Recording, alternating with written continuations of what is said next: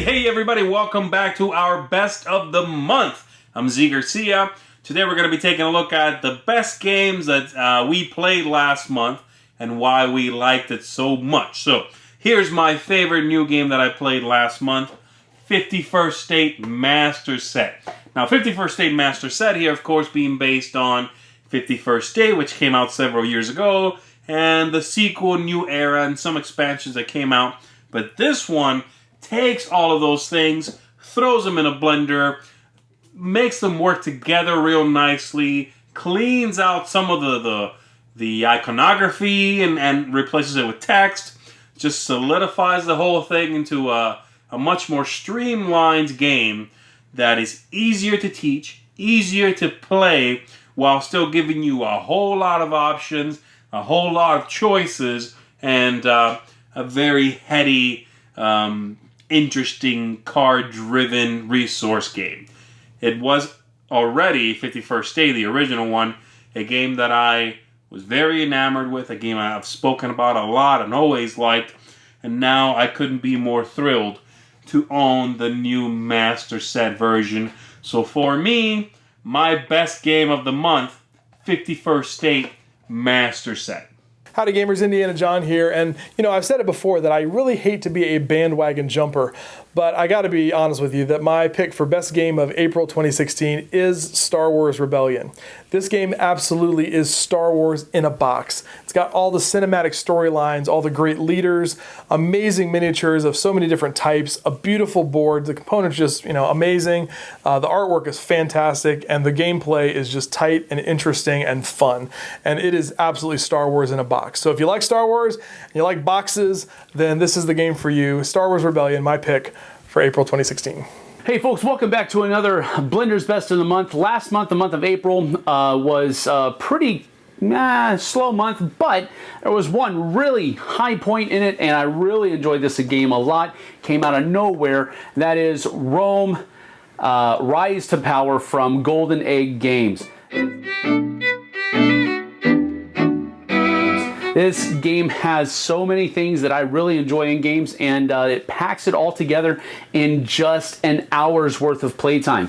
It's got worker placement with dice, so dice placement if you want to call it that. It's got area control on the map. It has hand management, kind of, because you're purchasing all of these different things. You're using your dice to do military conquests on the board. You're also using your dice as political influence to try to get some of those senators under your control, and then you're also using some of your dice as currency, gold, to purchase different gladiators and Romans and barbarians and beasts to put on different shows in the Colosseum, and the whole point of the game, of course, is to get the most points, but everything goes so quickly and so fast, and that's what I really enjoyed about it. It has a big game feel in a very small game format, and I really liked it a lot, so you need to go check that out. Rome Rise to Power by Golden Egg Games. We'll see you on the flip side, folks.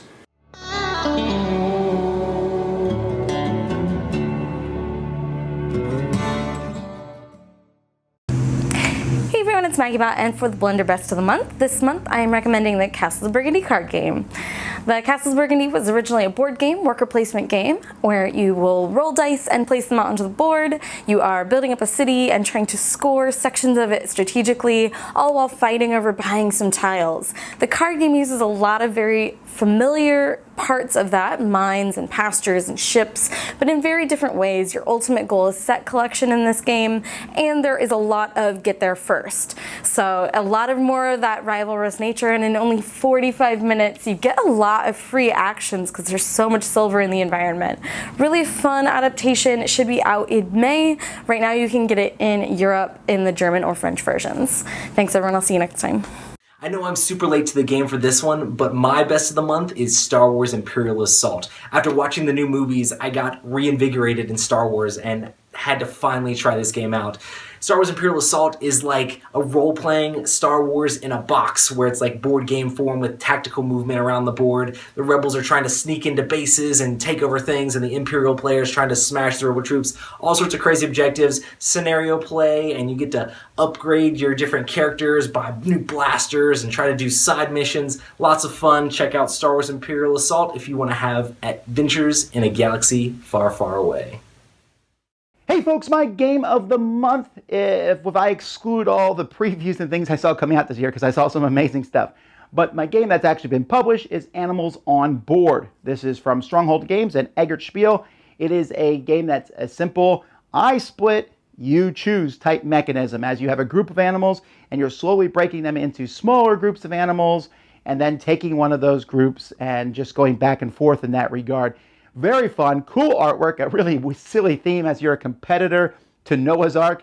But the idea of it, as you say, I'm going to collect groups of animals, but I don't want pairs. One is fine, 3 or more is great, 2 is bad. And so you're trying to do this back and forth. Easy, I think it's a Spiel des Jahres nominee. It is a fantastic game, great for families, but also strategic gamers will enjoy it also. My pick this month is Star Wars Rebellion, brought to you from Fantasy Flight Games for 2 to 4 players ages 14 and up, with a playtime around 180 to 240 minutes. In Rebellion, you control the entire galactic empire, or the fledgling Rebel Alliance. You must command starships, account for troop movements, and rally systems to your cause, featuring more than 150 amazing plastic miniatures and 2 game boards that account for 32 of the Star Wars galaxy's most notable star systems. Star Wars Rebellion aspires to be as large and as sweeping as the Star Wars universe itself. For me, this is a near perfect Star Wars game. It has the right amount of strategy and dice rolling. You control many recognizable leaders, assigning them to missions, and you get to build massive starships and ground vehicles to aid you in your fight. The space and ground battles are literally a blast. I love the attention to detail they brought from the Star Wars universe into Rebellion, and the minis are so well done. Being a longtime Star Wars fan myself, this one hits on all cylinders. I've enjoyed the other offerings from Fantasy Flight, but I feel like they finally nailed it with Rebellion. If you are a Star Wars fan, this is a must, and remember, may the Force be with you. Hello, and my pick for the month of April is Greedy Greedy Goblins, designed by Richard Garfield and published by AEG. This is a tile placement game with a push your luck element. Everybody's going to be playing all at once with face-down tiles that you're going to be placing on mines that are around the table. Now you can stop the action by putting your goblin token on a mine and claiming that mine. The first person to score a predetermined amount of coins is the winner. This is frantic fun, so check it out. My game of the month is an older game. It's from Bombespiel, or Bombespieltag, and it's called Greentown. Now this is a great game. It came out in 2006, so it's a little bit old, but I think that the game deserves to come back in print. We always talk about Tom's Law of what games should come back in print, and this is a great little path building game. In Greentown, what you're doing is you're taking areas. It starts with all forest, and you're developing areas, putting different, I guess we'll call them houses, circles, and cubes, but effectively they're like different hotels or restaurants along the way. And you have cards where you have to do a run based on, you have to hit a certain amount of hotels or a certain amount of houses and hit a certain amount of forest as well, so you can't deforestate the whole area. It is a great little, I guess it's almost an abstract / Euro. I don't even know how to describe this, but it's a well done game.